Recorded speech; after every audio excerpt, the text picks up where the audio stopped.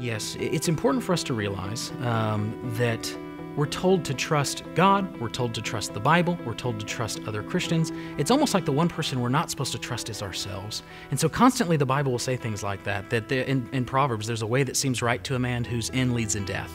Or in, when we're told that our hearts are desperately wicked, who can understand them? Or where we're told that we need to make plans with the counsel of many so that they don't fail.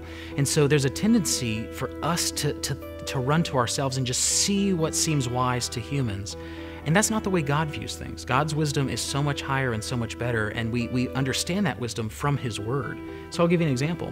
It's an example of worldly wisdom to live with your girlfriend before you're married. That seems wise. Why don't we get some marriage practice in before we get married? But to God, that's unwise, to walk in sin, to not commit to one another, etc. And so what we have to do is we have to constantly go back and say, what does God define as wise? And we can't trust our hearts. I mean, our society's mantra of do what feels right is awful. Don't do what feels right, because what feels right is broken a lot of times.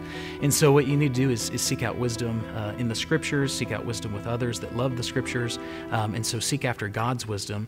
One more example of this, specifically in 1 Corinthians, what Paul will contrast is he'll contrast the wisdom in Jesus, that God would send His Son to die for broken sinners, and how the world thinks that's foolish.